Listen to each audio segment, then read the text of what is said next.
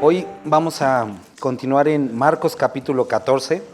Estamos casi terminando nuestro estudio en el libro de Marcos. Y hoy vamos a ver estos relatos relacionados con los últimos días de Cristo, desde el complot para aprenderlo, cómo Judas ofrece entregarlo y la última cena. Vamos a iniciar con una oración. Padre, muchas gracias porque podemos estar reunidos, Dios. Te damos muchas gracias porque tenemos delante de nosotros esta palabra. Te suplico que nos ayudes a entender, nos ayudes a estar muy atentos a lo que tienes para nosotros, Dios. Nos ponemos en tus manos. Amén. Capítulo 14 dice: 2 días después era la Pascua y la fiesta de los panes sin levadura. Y buscaban los principales sacerdotes y los escribas cómo prenderle por engaño y matarle. Y decían: no durante la fiesta, para que no se haga alboroto en el pueblo. Entonces querían matarlo, pero de acuerdo a la ley, como para seguir sus costumbres. Versículo 3, ¿lo puede leer alguien, por favor? Ok, entonces vemos que esta historia inicia en Betania. Betania era una ciudad que estaba a más o menos 4 kilómetros de Jerusalén. Como para que tengan idea, de aquí a la bodega horrera son 1 kilómetro, 400 metros más o menos. Entonces, como ida y regreso, de aquí a la bodega, allá, y regreso. No está tan lejos, alrededor de 35 minutos caminando. Y llega a esta ciudad que aquí la identifica con la casa de Simón el leproso, que obviamente ya no estaba leproso, que en algún momento había estado leproso, pero había sido sanado, porque si no nadie estaría ahí, pero se le quedó el nombre. Y sentado a la mesa, es decir, estaban comiendo, vino una mujer. Cuando nosotros leemos este mismo relato en el libro de Juan, Juan identifica a esta mujer como María, la hermana de Marta y de Lázaro. Hay otro relato similar, pero el otro relato no es diferente a este, porque la mujer en esa ocasión está conmovida por su pecado. Esto es un relato diferente. Dice: vino una mujer con un vaso de alabastro de perfume. Y posiblemente hayan escuchado en otras ocasiones que esto era algo muy caro, equivalente a un año de salario. Generalmente este perfume era utilizado como una dote, es decir, que era una forma en la que el padre como que quería comprar al novio, de alguna forma animar al novio para casarse con su hija. O cuando llegaba a quedar como viuda o se divorciaban, era como una seguridad para la mujer. Aparte, este perfume, al ser algo costoso y que se conservaba muy bien durante muchos años, era utilizado o se transmitía de familia, de generación en generación. Entonces era algo que la madre le daba a la hija. Entonces vemos que no solamente era algo caro, sino era una herencia familiar y era una seguridad para María. Pero dice que cuando se acercó, quebró el vaso de alabastro, es decir, ya no había vuelto atrás, y lo derramó sobre su cabeza. Y ella hace como tiene este acto de adoración. Pero nos menciona que hubo algunos, los otros evangelios nos describen quién específicamente, fue Judas. Dice, porque hubo algunos que se enojaron dentro de sí y dijeron: ¿para qué se ha hecho este desperdicio de perfume? Porque podía haberse vendido por más de 300 denarios y haberse dado a los pobres. Como les menciono en las otras escrituras, nos menciona que es Judas el que inicia con esta cuestión, pero hay una anotación que nos dice que realmente no es que se interesaba por los pobres, sino porque él era ladrón y quería, como que dijo: chin, ese dinero ya no me lo pude haber quedado, y no. Entonces, su motivación para este comentario no eran los pobres en sí, sino era el dinero. Y posiblemente dentro de los demás discípulos, cuando lo hicieron, podría haber sí, cierto, tiene razón Judas, ellos no eran ladrones, ¿sale? Porque había podido ser vendido por 300 denarios y haberse dado a los pobres. Y murmuraban contra ella. Entonces, aquí vemos que no solamente hubo un desacuerdo, sino que había murmuración en contra de ella. Lo cual es como medio absurdo, porque el perfume no era de ellos, era de ella. Pero querían de alguna forma, no los hubieras dado. Pero Jesús dijo: dejadla, porque la molestáis. Buena obra me ha hecho.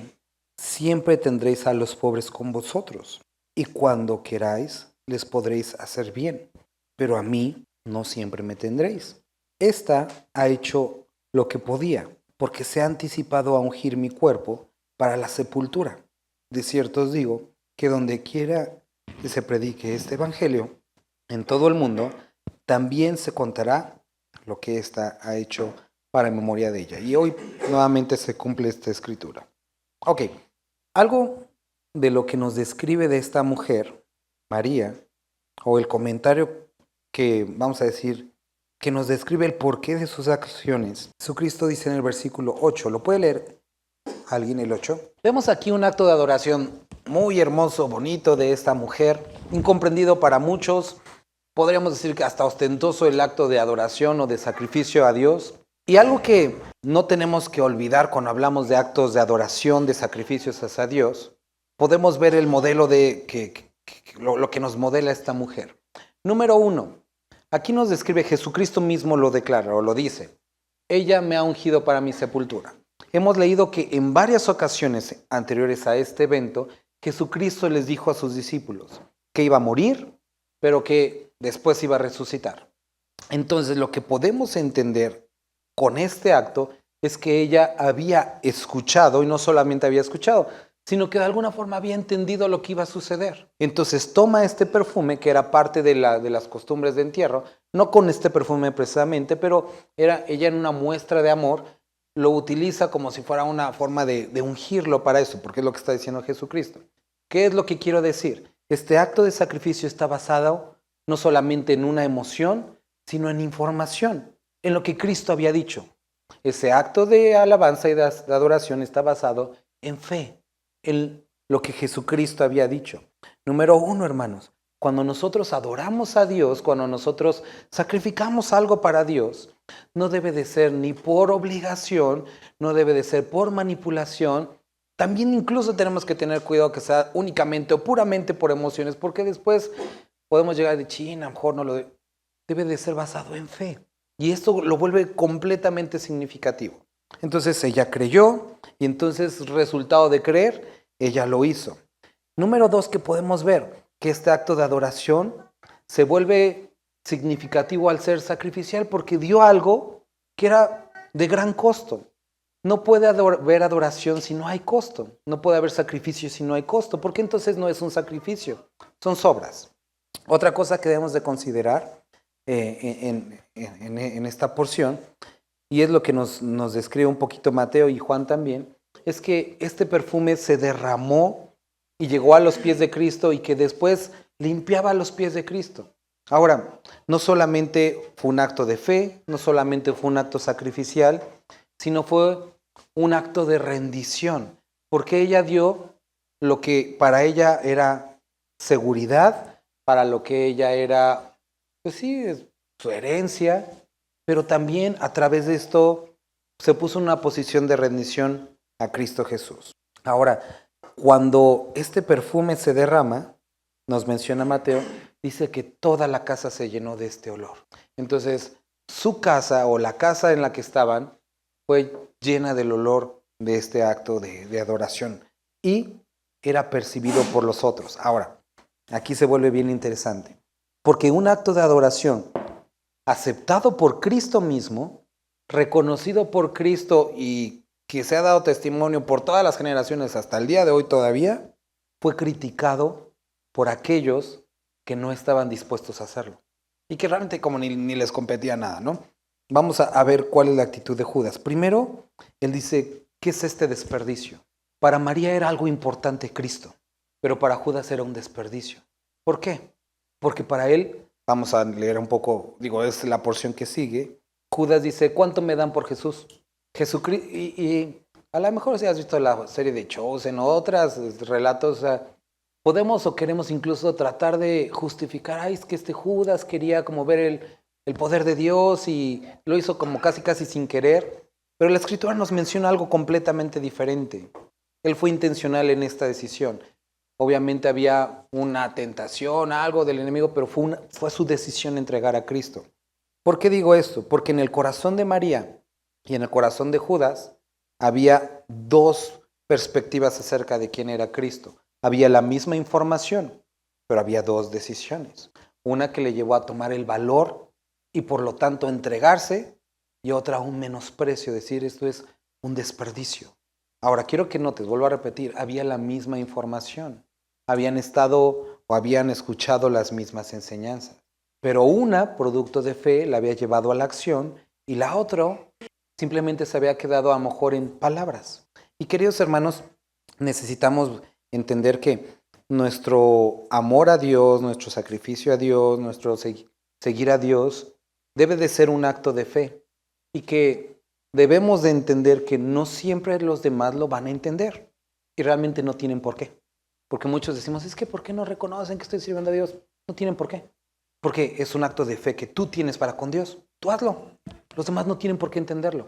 Nos gustaría, claro, pero no tienen por qué. Ahora, esto es un acto de adoración, vuelvo a repetir, legítimo. Cristo dijo, esto es legítimo. Y los que estaban ahí, incluso los discípulos, dijeron que es desperdicio. ¿Qué nos muestra aquí? Uno, que Judas tenía una mala intención. Él era ladrón. Él quería robarse ese dinero. Y quiso justificar o quiso tapar esa conducta, esa parte de su corazón y hacerla parecer como piadosa, diciendo, es que esto podía haberse utilizado para los pobres. Y desafortunadamente, los que lo escucharon, por no obtener sus ojos en Cristo, sino en las palabras del hombre, dijeron, sí es cierto, tiene razón. La semana pasada hablábamos del peligro de las falsas enseñanzas. Pueden verse piadosas, como dice Timoteo. Puede haber personas incluso que utilicen la piedad como fuente de ganancia, pero utilizan la piedad. Y muchos pueden ser engañados. Queridos hermanos, aquí esta mujer tenía sus ojos en Cristo. Y Cristo aceptó su sacrificio. Este acto de adoración fue validado. Tengamos cuidado cuando criticamos o señalamos cosas que a lo mejor no entendemos del todo, cuando señalamos o criticamos el servicio de los hermanos o el servicio de una iglesia cuando no lo entendemos de todo o incluso cuando a lo mejor tenemos una perspectiva diferente. Hay un relato en el libro de Hechos cuando después de la resurrección de Cristo está Pedro y están Juan compartiendo, se junta todo el Sanedrín y hay un hombre sabio en el Sanedrín que les dice, oigan, ¿saben qué? Mejor no hay que pelear con ellos. Ha habido muchos falsos seguidores de Mesías antes y el tiempo ha demostrado que no lo son, pero no vaya a ser que nos encontremos luchando contra Dios si esto es legítimo. Y a donde quiero llegar es que ellos, en el caso de Judas porque tenía otra intención y en el caso de los discípulos porque pues, habían seguido a Judas en este comentario, estaban desestimando un acto de adoración. Y no sé, hoy me gustaría que pudiéramos pensar en esto, ¿no? Hay ciertos hermanos, ciertas iglesias en las que tienen actos a lo mejor en su liturgia, que a lo mejor no los comprendemos de todo. No son pecaminosos, no están apartados de la Escritura, pero a lo mejor decimos, bueno, no lo comparto.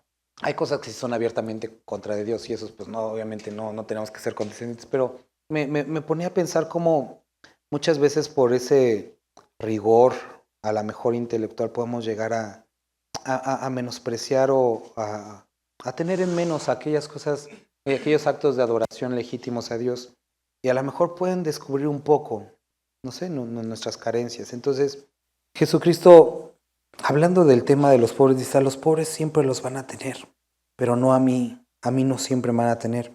Y algo que me gustaría que viéramos aquí es que hay ciertas oportunidades para servir a Dios o para mostrar amor a Dios o amor a nuestros hermanos que pasan y que a lo mejor nos gustaría hacerlo, pero por alguna razón no nos involucramos y ya no tenemos esa oportunidad. Vamos a hacer un supuesto, obviamente nada de esta conversación es real, pero supongamos que pasan una semana y los discípulos se acuerdan de este acto de amor de María acerca de Jesús. Y entonces surge el deseo de muchos discípulos y dicen, ¿cómo fuimos tan tontos? ¿Cómo no nos dimos cuenta de que esto era un acto de adoración hermoso? Si hubiera sabido, yo mismo hubiera comprado también un perfume, o 2, hubiera vendido todo lo que tengo y también hubiera adorado a Dios. Digo, obviamente eso es un supuesto, ¿no? Pero no sé cuántas veces les haya pasado que tienen esas oportunidades de hacer un bien a alguien, o no sé, tener una buena actitud, y quieren, pero como que están un poco de no sé cómo nos lo va a tomar o cosas así, y después pasa el tiempo y dices, lo hubiera hecho. Los griegos tenían dos palabras para describir el tiempo. Una de ellas era cronos, la de otra se me acaba de olvidar, y la otra, kairos, sí, gracias, kairos y cronos. Una describe una fracción de tiempo que puede ser, se convierte un poco o un tanto ambigua. Pero la palabra kairos representaba una oportunidad, incluso era ejemplificada con como pues, ser mitológico que tenía sus botitas con alitas y pasaba muy rápido y que tenía como un copete y que si tú querías tener la oportunidad tenías que agarrarlo del copete para que no se te fuera a ir, ¿no? Era la idea esta que tenían. Pero muy bien puede representar las oportunidades que tenemos en el Señor. No quiere decir que si no tomamos estas oportunidades de adoración, esas oportunidades de servirle, haya condenación o que Dios nos ame menos, pero simplemente se van. Esas oportunidades como la que tuvo María de mejor que tenía en ese momento a Dios, fue algo único y que tuvo que romper esa como cuidado que tenía de sí misma y decir, simplemente lo quiero hacer. Y fue el mejor momento, fue el instante adecuado, quedó para la posteridad. Y yo te animaría, hermanos, los animaría a todos ustedes que, a pesar de que hay muchas cosas que no tenemos que hacer o no estamos obligados a hacerlas, que podamos decir, bueno, hoy tengo la fuerza, hoy tengo la posibilidad, hoy tengo los recursos. O sea, no tengo por qué, pero puedo.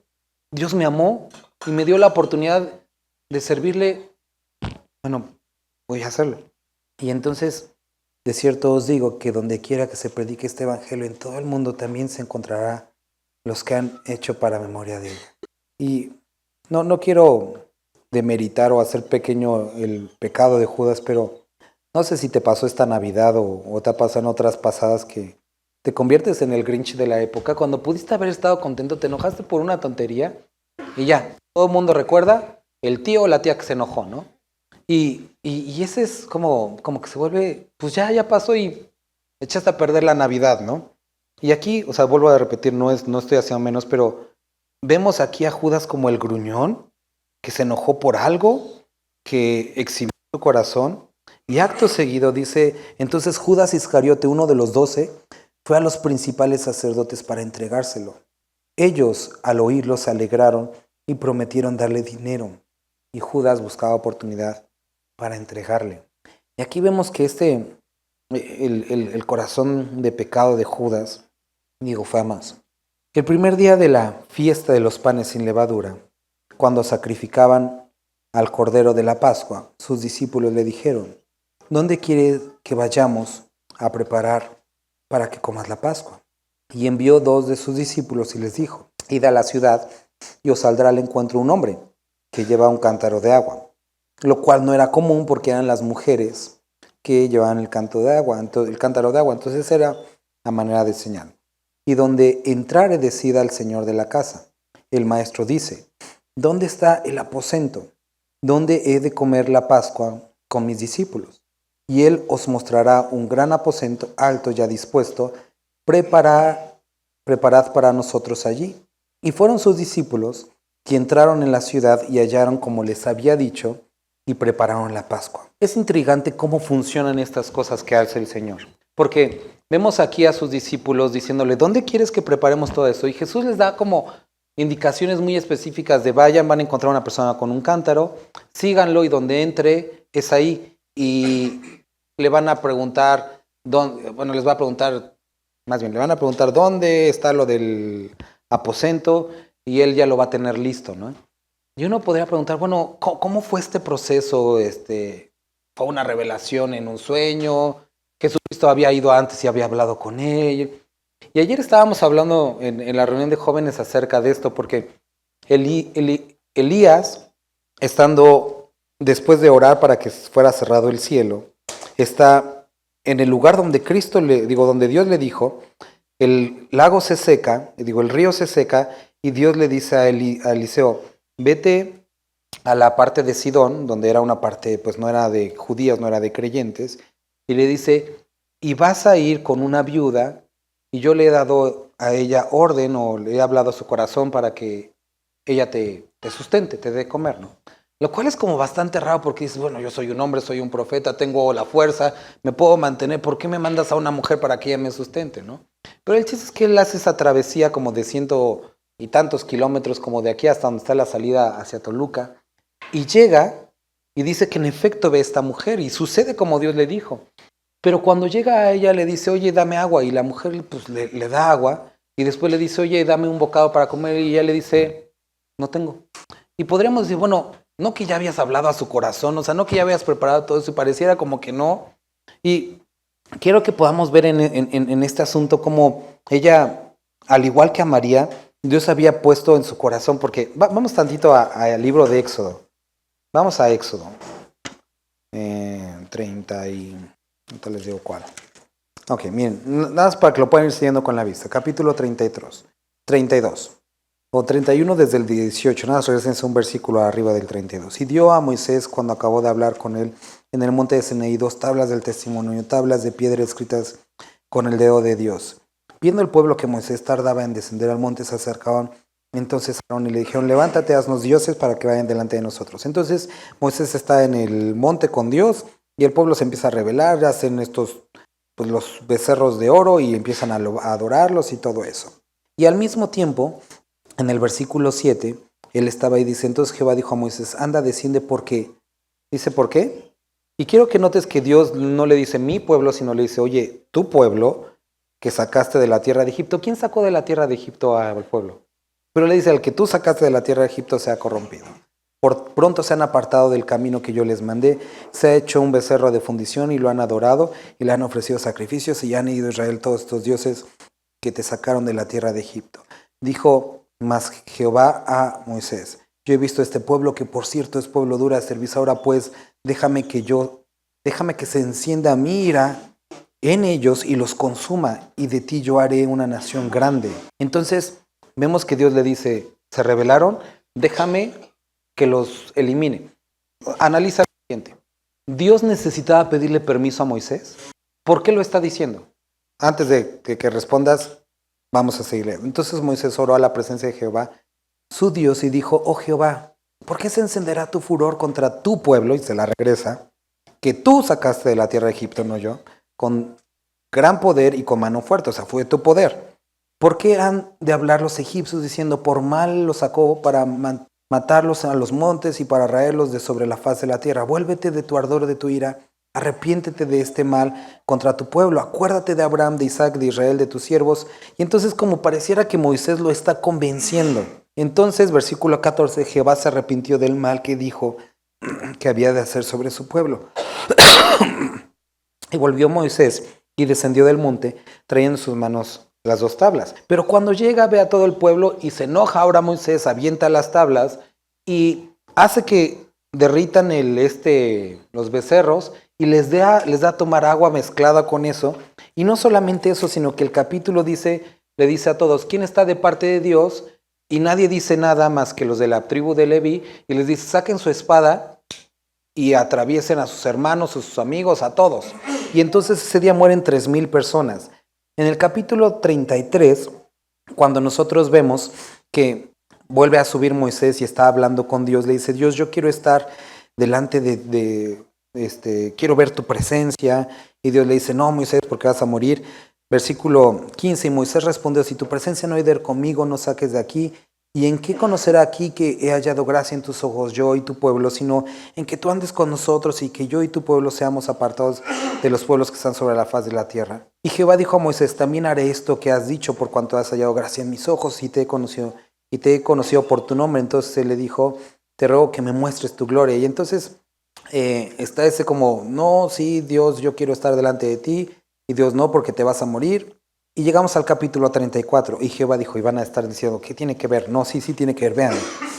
Y escribió sobre estas palabras, las palabras que estaban en las tablas primeras que quebraste, prepárate, pues mañana, sube de mañana al monte Sinaí. Ahora ve lo que sucede cuando pasa Dios delante de él.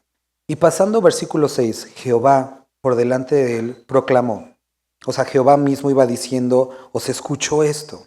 Jehová, Jehová, fuerte, misericordioso y piadoso, tardo para la ira, grande en misericordia y verdad, que guarda misericordia a millares, que perdona la iniquidad, la rebelión, lo que había sucedido con el pueblo de Israel, el pecado, y que de ningún modo tendrá por inocente al malvado.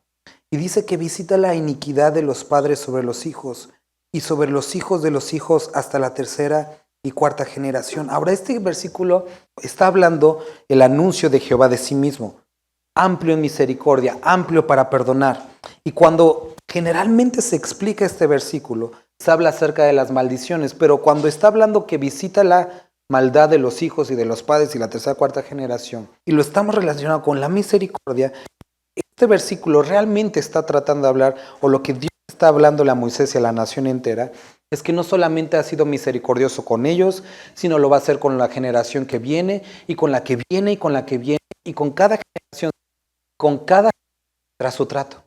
Pero que a cada generación le dará la oportunidad misericordia.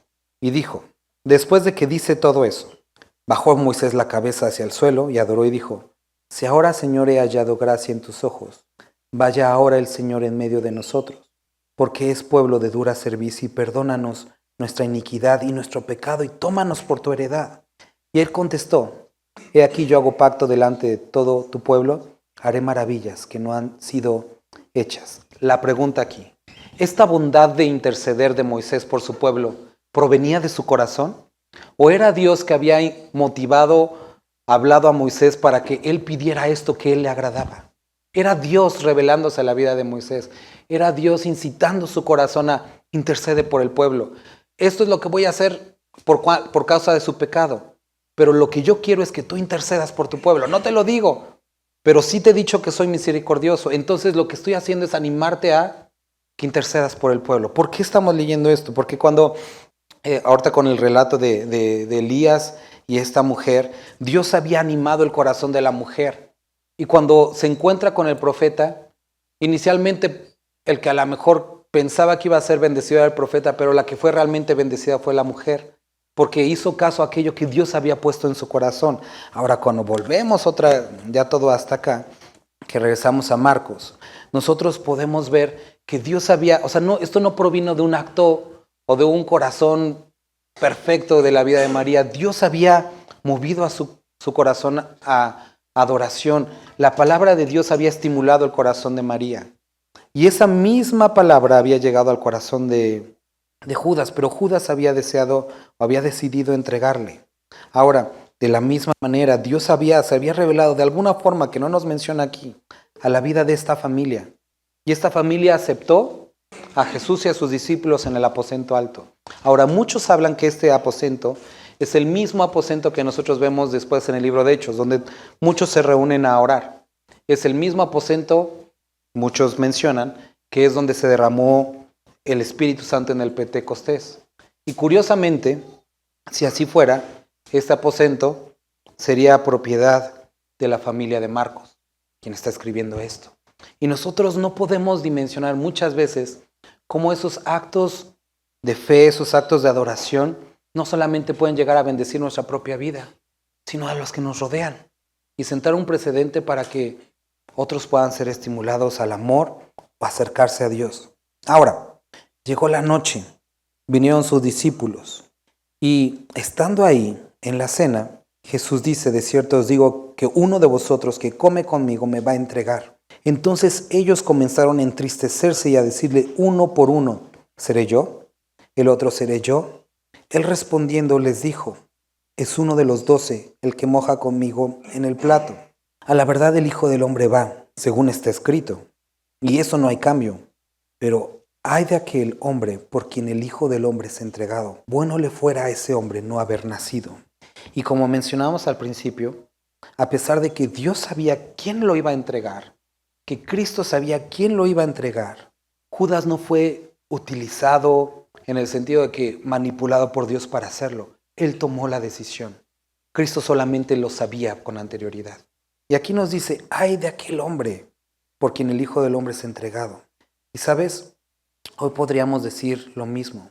Si alguno de los que estamos aquí no ha nacido de nuevo, llegará el día en el que te lamentes por haber nacido. Porque es verdad que a Dios vamos. Algunos hemos por su misericordia y su gracia, sido justificados por Él. Y eso está abierto para todos. Pero habrá quienes rechacen este sacrificio y que desafortunadamente tengan que enfrentarse a Él y lamentarse no haber nacido de nuevo. Y mientras comían, Jesús tomó el pan y bendijo y lo partió y les dijo, diciendo, tomad, esto es mi cuerpo que por vosotros es partido. Quiero tomarme unos minutos más en 1 Corintios porque es importante que podamos entender esto. Miren, la cena del Señor, este bien llamado sacramento, tiene como intención lo que leíamos en el libro de Éxodo, estimular nuestro corazón a la necesidad de aquellos que no conocen a Dios al verlo de lejos, acceder al sacrificio, y aquellos que hemos accedido al amor de Dios, a no caer en la condición de Judas. ¡Qué desperdicio! Dice Corintios, 1 Corintios capítulo 13, porque yo recibí del Señor lo que también os he enseñado, que el Señor Jesús, la noche que fue entregado, tomó pan, y habiendo dado gracias, lo partió y dijo, tomad, comed, esto es mi cuerpo, porque por vosotros es partido. Haced esto en memoria de mí.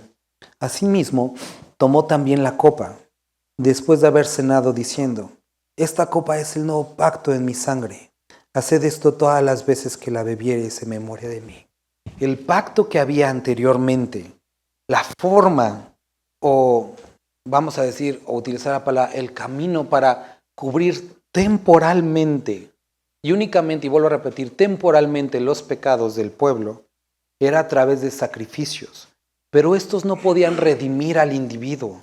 Era una forma temporal en la que sus pecados eran cubiertos temporalmente. Pero cuando Jesucristo viene y se presenta, toma esta copa y dice, ahora tengo un pacto nuevo con ustedes. Un pacto a través del cual no solamente los pecados pasados, presentes y futuros pueden ser perdonados, sino el acta de decretos que hay en vuestra contra pueden ser perdonados. Un pacto a través del cual el camino al Padre es abierto. Un pacto a través del cual tenemos a una relación ahora de hijos. Es un nuevo nacimiento. Y este pacto es a través de lo que Él iba a hacer, el sacrificio en su cruz. Después continuamos leyendo, dice que tomó también el pan y lo partió y dijo que ese es mi cuerpo que por vosotros es partido. Y nos dice que nosotros, cada vez que nos reunamos, podamos hacer recordatorio de esto, el sacrificio, el pacto. Ahora, hermanos, cuando nosotros leemos esto, aquí Pablo nos dice, guarda tu vida de que haya un menosprecio a ese sacrificio. Ahora, muchos podrán pensar, bueno, me voy a portar muy bien cuando tomemos la copa y el pan, pero el menosprecio del que habla aquí no es únicamente durante el acto de la comunión, sino es una vida que puede de alguna forma ser congruente con el sacrificio que Él hizo, de una manera agradecimiento, como vemos a esta mujer, o puede convertirse en un desprecio. Ahora aquí nos menciona lo siguiente, dice en el versículo 27, de manera que cualquiera que comiera este pan o bebiera esta copa del Señor indignamente. Ahora, tenemos que detenernos aquí. ¿Cómo es indignamente? Porque todos somos indignos delante de Él. Y esa es la cuestión que algunos traen. Yo me acerco a Cristo porque primero voy a arreglar mi vida y ya después me acerco a Él. Nunca podremos arreglar nuestra vida. Necesitamos que Él transforme nuestros corazones. Pero aquí menciona que después de haber sido acercados con Él, reconciliados con Él, de alguna forma caemos en esta condición. ¿Cómo es que caemos en esta condición? Dice, por tanto, pruébese cada uno a sí mismo. Y coma así del pan y beba de la copa, porque el que come y bebe indignamente, sin discernir, sin entender, sin meditar en lo que costó, juicio come y bebe para sí. Es decir, aquellos que conscientemente, después de haber sido reconciliados con el Padre, viven una vida abiertamente pecaminosa o apartada de Él, caen en esta condición de menosprecio. Dice, por lo cual hay muchos enfermos y debilitados entre vosotros, y muchos duermen. Entonces me puedo morir, entonces me puedo enfermar. Lo que describe es una condición espiritual, una vida sin fruto. Si pues nos examinásemos a nosotros mismos, no seríamos juzgados. ¿Qué es lo que dice? Nos está diciendo que Dios, que Cristo murió por nosotros y Él tomó el castigo que era por ti y por mí. Él lo tomó por ti y por mí. Y que tú que lo has escuchado y que lo sabes, no puedes vivir o actuar de una manera incongruente a esta realidad. Y que si lo haces, eres un menospreciador del sacrificio. Y eso es algo que desafortunadamente el día de hoy se toma a la ligera. Leía un sermón de Spurgeon de hace muchos años que a mí me impactó la forma en la que lo decía su congregación, pero que hoy me gustaría repetírtelo. Si tú después de leer lo que ha costado, la sangre que se derramó, el cuerpo que fue partido, quieres ir y continuar pecando, vete y no regreses más. Vete y no regreses más. Solo ten en cuenta que algún día tendrás cara a cara a aquel que pagó por ti, el que te amó y que te ama. La vida del creyente desafortunadamente no está libre de pecado. Seguimos batallando con muchísimas cosas y seguiremos batallando. Pero hay una gran diferencia entre aquellos que luchan legítimamente y buscan crucificar el cuerpo del pecado y aquellos que abiertamente se han rendido a él. Y son a ellos a los que hablaba Spurgeon y son a ellos a los que está dirigido esto. No aquellos que legítimamente están esforzándose en la gracia de nuestro Señor Jesucristo para caminar como es digno de Él, sino aquellos que se han entregado al pecado nuevamente. Y queridos hermanos, esto no es agradable a nuestro Señor. Esto no es grato para Él. Y desafortunadamente es la condición de muchos en la Iglesia Universal de Cristo. Una sociedad, un cristianismo que es condescendiente con el pecado. Pero esto no debe y no es así. Y debemos, cada vez que tomemos la cena, cada vez que nos acerquemos al Señor, poder agradecer su sacrificio, pero de una manera congruente, un camino en amor, un camino en santidad, en pureza, una lucha legítima contra nuestro pecado, con aquello que no le agrada. Por lo cual, dice aquí, hay muchos enfermos y debilitados entre vosotros, y muchos duermen. Si pues nos examinásemos a nosotros mismos, si el día de hoy esta palabra, el Espíritu Santo te ha recordado que hay algo que está mal, te examinas y te arrepientes, dice, no seríamos juzgados. No hay necesidad de que con la varita baje a pegarte, o sea, te examinas, te das cuenta que hay algo mal, te arrepientes y caminas con el Padre. Pero si no lo haces, siendo juzgados, somos castigados por el Señor. En su misericordia Dios, trae disciplina, lo cual no está mal, porque el asunto es ser disciplinados, llegar a examinarnos y arrepentirnos, para que no seamos condenados con el mundo. Así que, hermanos míos, termina diciendo, cuando os reunís a comer, esperaos unos a otros. Si alguno tuviera hambre, coma en su casa, para que no os reunáis para juicio. Las demás cosas las pondré en orden cuando fueren, porque era parte de los problemas o vicios que había dentro de esta comunión, dentro de la iglesia. Me gustaría terminar con un versículo de Marcos, versículo 22. Y mientras comían, Jesús tomó pan y bendijo, y lo partió y les dijo, tomad, esto es mi cuerpo. Y tomando la copa, y habiendo dado gracias, les dijo, y bebieron de ella todos. Y les dijo, esta es mi sangre del nuevo pacto, que por muchos es derramada. De cierto os digo que no beberé más del fruto de la vid, hasta aquel día en que lo beba de nuevo en el reino de Dios. Padre, gracias te damos por esta porción que acabamos de leer el día de hoy. Te quiero rogar, Dios, que en el día de hoy puedas traer esa convicción, esa profunda convicción a cada uno de mis hermanos, hermanas, en mi vida, Señor, de aquellas cosas que no te agradan, Padre, incluso aquellas que nos hemos acostumbrado a vivir. Padre, te ruego que sea tu palabra que nos traiga a fe y que podamos tener y tomar la decisión así como María, de entregar aquello